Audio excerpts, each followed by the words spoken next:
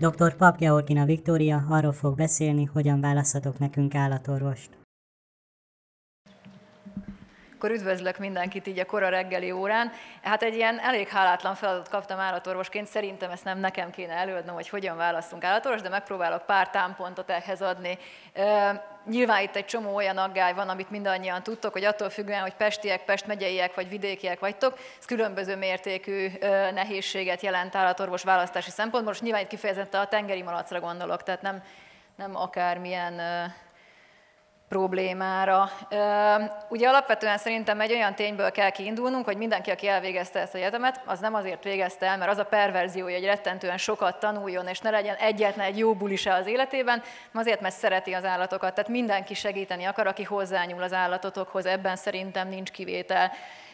Ugye a klinikus állatorvos az egy külön fogalom, tehát ő az, aki alapvetően csak betegek gyógyításával, diagnosztizálásával foglalkozik, nem mellékállásban, nem hobbiból, hanem teljes egészében. Nyilván egy ilyen állatorvosnak lesz a legnagyobb tapasztalata és lehetősége arra, hogy problémás eseteket megoldjon. Ugye alapvetően föl szokott merülni a kérdés, hogy mi tart minket ugye a szakmánknál.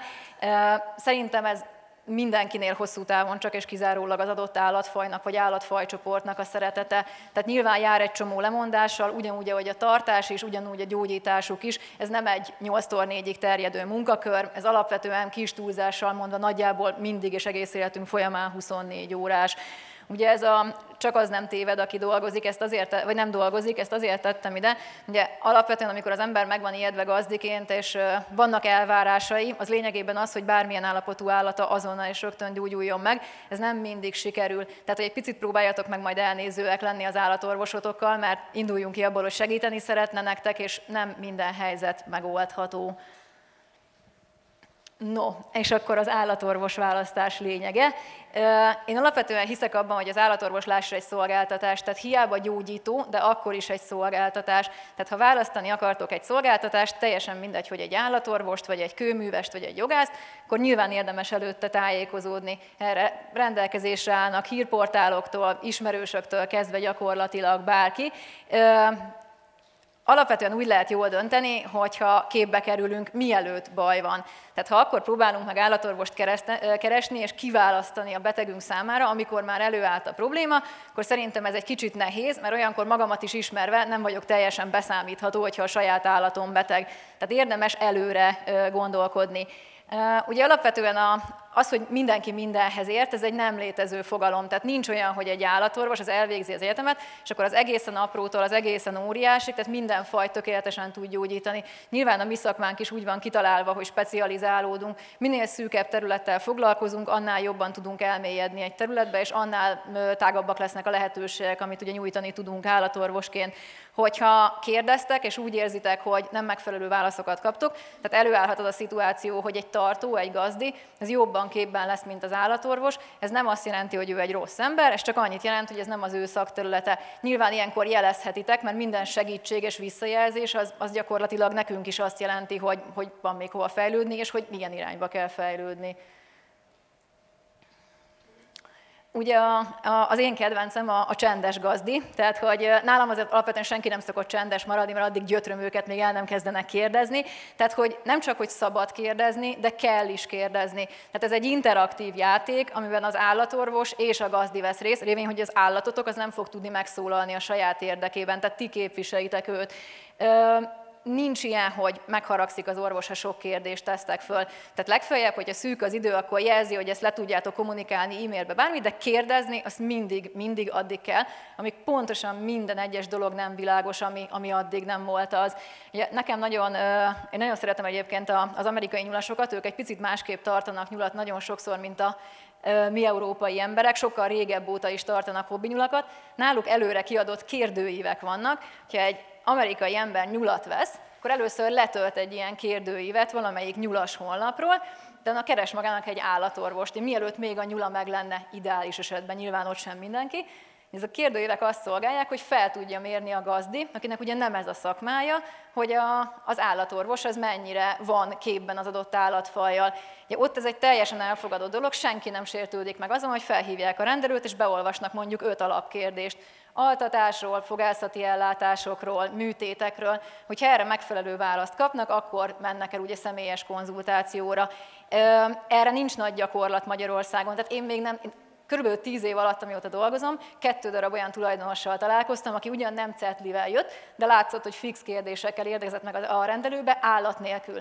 Tehát nem hozott állatot, ő eljött megbeszélni, hogy gyakorlatilag értünk-e hozzá, végül is nevezzük nevén. Szerintem ez egy nagyon szimpatikus dolog, én ezt szeretem. Tehát jó, hogyha jönnek az emberek, sőt, igazából az még jobb, hogyha úgy jönnek, hogy előtte megbeszéljük, hogy mondjuk való nekik az állat. Tehát nyilván ez nem egy rutinos tengeri malacosra vonatkozik, de valaki életében először akar venni, és van egy elképzelése, hogy ennek az állatnak mire van szüksége, de az nem vág egybe a valósággal, akkor jó, hogyha ezt előre megbeszéljük, ez mindkét félnek adott esetben segítség. Ugye a nélkülözhetetlen alapismeretek az állatorvosok részéről, hát nyilván ugye első pontban az, hogy a fajok ismerete, tehát hogy alapvetően a tengeri malac nem hörcsög, nyilván lehet ilyen horror sztorikat hallani, hogy ki milyen állatfajt nem ismer fel állatorvosként. Amit én egyébként ebből a felsorolásból kiemelnék, az nekem 2 nagyon sarkalatos dolog. Az egyik az a nemek meghatározása, ugye erről tudjátok, hogy rettentően sok probléma származik belőle. Tehát a nem kívánt szaporulattól a 1-et fizet, 3-at kap akciókig minden formáció. Nyilván ezek nagyon kellemetlenek, és hogyha valaki életében először vásárol egy tengeri malacot, majd utána hirtelen szembesül egy marha nagy problémával, akkor az adott esetben elveheti viszonylag hosszú időre a kedvét az állattartástól. Tehát nem árt, hogyha mondjuk adott esetben egy állatorvos képben van abban, hogy milyen nemű a jószág. A másik az élettartam, tehát hogy nagyon sokszor lehet azt hallani, hogy állatorvos kollégáktól is, hogy ez egy 3 éves tengeri malac, és ő már nagyon öreg, tehát hogy már így ne investáljunk bele különösebben nagyobb összegeket, mert hát úgyis ez már a vég. Szóval ezekre is érdemes esetleg az elején rákérdezni, hogy állatorvost választatok, hogy és akkor mi a várható élettartama. Tehát nyilván, hogyha adott esetben nem tudja, akkor azzal segítetek neki, hogyha elmondjátok, hogy nem 3 év, hanem adott esetben 8-9 év, tehát hogy ma már ezt várjuk egy tengeri malactól. Oké, és akkor beszéljünk egy pár szót abban, hogy mi az, hogy alapellátás és szakorvosi vagy hát szakellátás. Tehát én nem hiszek abban, hogy minden egyes karonvágásra szükségszerűen specialistához kell menni. Szerintem lehet különbséget tenni probléma és probléma között is. Ja, alapellátást szerintem nagyon sokan tudnak végezni, nem biztos, hogy komolyabb műtéti beavatkozást ugyanaz a rendelő vállal, de egy fizikális vizsgálatot, adott esetben rendszeres testtömegmérést, kondícióbecslést, ezeket szerintem egy minimális odafigyeléssel sok állatorvos kollégára rábízhatjátok. A fizikális vizsgálatnak a részletessége, tehát erről majd beszélek egy kicsit a későbbiekben, hogy ugye hogy tudtak abból megítélni egy állatorvost, hogy hogyan végzi el a fizikális vizsgálatot. Tehát a fizikális vizsgálat az nem azt jelenti, hogy rápillantunk az állatra, tehát hogy megvizsgáljuk az állatot. Tehát ugyanúgy, ahogy a házi orvosunk végigvizsgál bennünket, nyilván méreti korlátok vannak, de végig kell nézni. Ha ez nem történik meg, az hiba, tehát akkor ezt adott esetben szóvá lehet tenni, vagy kérni kell. Ugye a gyógyszeradagok azért érdekesek, mert hát ugye a tengeri malac az alapvetően nem egy kicsi méretű kutya, vagy egy kicsi méretű macska, sokkal inkább egy kis méretű ló, de egyébként a gyógyszeradagok azok nagyon-nagyon markánsan eltérnek adott esetben a kutya-macska praxisban használtól. Mind pro, mind kontra a túladagolás szempontjából, tehát hogy ezekkel is érdemes. Én egyébként szeretem, hogyha a tulajdonosok is képben vannak. Van, aki erre kicsit háklis, csak szerintem minél több információ van adott esetben a tulajdonosok rendelkezésére bocsátva, annál kisebb a hibafaktor, tehát annyival kevesebb probléma történhet. Ugye a használható gyógyszerek,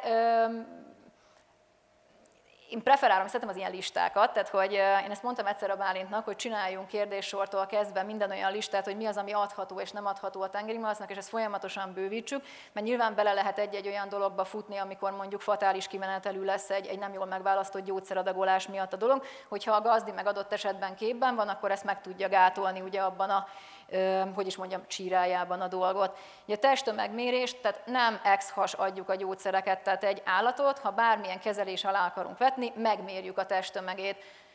Enélkül semmilyen készítményt nem használunk nála. Tehát ez történjen meg az állatorvosi rendelőbe. Ide felbígyeztettem 2 mérleget. Az első mérleg, ami szerintem teljes mértékben alkalmatlan egy állat megmérésére, mert én még sose találkoztam olyan tengeri malacccal, aki szoborszerűen ült volna a mérlegen, és kiválóan lehetett volna egy nagy ikorabeli lisztmérleggel mérni. Ugye a másik az egy sima, egyszerű, minimális befektetés, egy 1 g-os pontoságú digitális mérleg, ezzel mérhető a malac. Érdemes egy mérésről tudni azt, hogy nem kell frászt kapni, ha 5 g-mal több vagy kevesebb a malac a rendelőben, mint otthon fél órával ezelőtt. Ennyi pontatlansága van ezeknek a mérlegeknek, tehát mindig ugyanahhoz a mérleghez viszonyítunk. És akkor egy nagyon érdekes dolog, ugye a kondíció és a testtömeg. Tehát ha egy tengeri malac 500 g a rendelőbe, az lehet jó kondíciójú és csontsovány is. Tehát a kondícióbecslés és a testtömegmérés az együtt jár. Tehát egy adott állatnak nincs szentírás testtömege, de van kondíciója. Tehát az fontos tudni, hogy mi az, hogy kondícióbecslés. Ezért adott esetben rá is lehet kérdezni egy állatorvosi rendelőbe, hogy és most ez az állat jó kondíciójú-e, jó általános állapotú-e, és nem a gramokra koncentrálni. Tehát annál azért érdemes egyel előrébb lépni. Ugye akkor a szakorvosi ellátás, tehát szerintem a lényeg alul van. Nagyon sokszor ugye szakorvosi ellátásra úgy érkeztek meg, hogy már zajlik egy ideje a probléma, és akkor adott esetben tovább kell lépni, hogy további diagnosztika, előrelépés, terápia történjen, esetleg műtét. Szakorvosnak igazából nincs egy ilyen őrült nagy definíció, ugye nyilván érthető a dolog, aki igazából azzal a területtel foglalkozik, elmélyült benne, erre koncentrál, nyilván innentől több tudása is van. Ugye a fajismeretet azért emeltem itt ki, nem elég csak jól műteni, tehát hogy nagyon kevés az, hogyha meg tudunk oldani mechanikusan egy problémát, de utána mondjuk nem tudjuk megelőzni. Tehát hogy szerintem a szakorvosi ellátásnak az egyik döntő része az a prevenció. Hiába vagyunk nagyon jók mondjuk műtéttechnikában, fogászatban, hogyha nem tudunk támpontot adni ahhoz. Tehát, hogy mindig kérjétek azt, hogyha elmentek egy szakorvosi vizsgálatra, akkor is a nagy a hajtás, hogy magyarázzák el azokat a kérdéseket, amit eddig esetleg nem értettetek. Miért úgy van, miért nem működik, miért lesz egyre rosszabb, miért kell egyre gyakrabban, miért tér vissza a húgykövesség, stb. Tehát, hogy ez talán egy picit még fontosabb, mint egy darab rövid megoldás, nyilván az is elengedhetetlen. Ugye a megfelelő diagnosztikai háttér és a megfelelő műszerezettség, tehát ezt a műfajt ezt nem lehet diagnosztika és megfelelő műszerezettség nélkül csinálni. Tehát nem altatunk altatógép nélkül, nem kezelünk röntgen nélkül fogászati betegeket, tehát ez elengedhetetlen, hogy működjenek a dolgok. Majd erről a fogászati előadásban fogunk még egy kicsit beszélgetni, hogy miért kell adott esetben a röntgen. Ugye gondolkodjunk előre, én azt szeretném kérni, hogyha van lehetősége ugye bárkinek, vagy van lehetőséget javasolni mondjuk első állatosoknak, akkor mindig azelőtt keressenek orvost, mielőtt meg lesz az állatuk. Tehát nem amikor már megvan, attól a pillanatról, hogy a kezetékbe veszitek, és a tiétek az állat, onnantól a felelősség is a tiétek, tehát onnantól bármikor bármi történhet vele. Ha előre összeállítatok egy állatorvos listát, nyilván lecsekkoljátok, felhívjátok, kikérdezitek, oda mentek, hogy gyakorlatilag amikor baj van, akkor sokkal kisebb lesz a stresszfaktor, mert nem kell kapkodni, csak elővenni a telefonszám és címlistát, és abból választani egyet. Ugye a nyitvatartás és a közelség nagyon sokszor probléma az, hogy legalábbis meglepően sokszor probléma, hogy közlekedési nehézségek vannak, tehát mondjuk tömegközlekedés nyilván mindannyian ismerjük, hogy ez erre nem ideális, tehát hogy érdemes először csinálni egy ilyen koncentrikus kört az otthonunk körül, hogy az állatorvosok körülöttünk hogy helyeződnek el, alapellátás, specialista ellátás, ezeket előre ugye összezongorázni. Én annak a híve vagyok, hogy nem kell egy emberhez ragaszkodni. Tehát nyilván tök jó, hogyha valakit szeretünk, de az állatunk érdeke mindig azt szolgálja, hogy legyen egy kis pakkunk. Tehát hogyha valaki, mindig azt szoktam mondani, hogy adott esetben bármelyik nap jogom van meghalni, lebetegedni, szülni, akármit. Tehát hogy nagyon jó, hogyha csapatban tudnak dolgozni az állatorvosok, ebbe ti is tudtok segíteni. Ha több állatorvost választatok, akkor mindig lesz valaki a segítségetekre, tehát nem csak egy embert üldöztök. Ugye az ügyelet vészhelyzet esete, hát na ez a fekete pont Magyarországon, nincs ilyen, tehát nincs éjszakai ügyelet egzotikus állatoknak. Ezt a picit hálátlan feladatot per pillanat, ugye kétféleképpen vállalják fel az állatorvosok. Az egyik az az önszorgalmi, megbeszélős típusú ügyelés, tehát az azt jelenti, hogy a munkaidőnkön túl bemegyünk adott esetben éjszaka vagy ünnepnapon vagy bármikor ugye ellátni a saját vagy más betegeit, és ugye vannak a fix kutya-cica ügyeletek. Most én ebben egyébként nem tudom, hogy itt a kollégáknak mi a véleménye, de én ebben nagyon sok fejlődést látok. Szerintem felzárkóznak a kutya-macskás állatorvosok is, és egyre szívesebben csinálják. Tehát egy éjszakai ügyeletben egy életveszély elhárítás az ma már nem olyan őrült nagy kihívás Magyarországon. Nyilván nem mindig sikerül, de adott esetben a próbálkozás az szerintem szépen halad ebbe az irányba. Ugye a Budapest-vidék viszonylatát azt meg nyilván ismerjük, tehát minél kisebb a település, annál nehezebb adott esetben segítséghez jutni.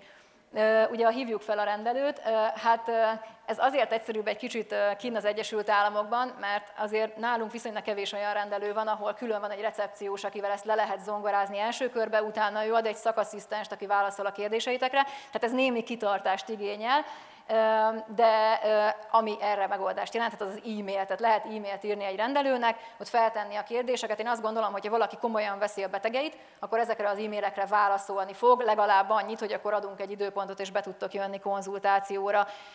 Ugye az állat nélküli érkezés, személyes konzultáció, szerintem állatorvost is pont ugyanúgy kell választani, ahogy mondjuk én vízvezetékszerelőt választok, oda megyek, és ha szimpatikus, akkor azt mondom, hogy oké, te fogod szerelni a vízvezetékemet, lévén, hogy nem értek hozzá. Tehát nem tudom megítélni pusztán első találkozásra, hogy mennyire van képbe, pár kérdést föl lehet tenni, és ezzel lehet szűkíteni a kört.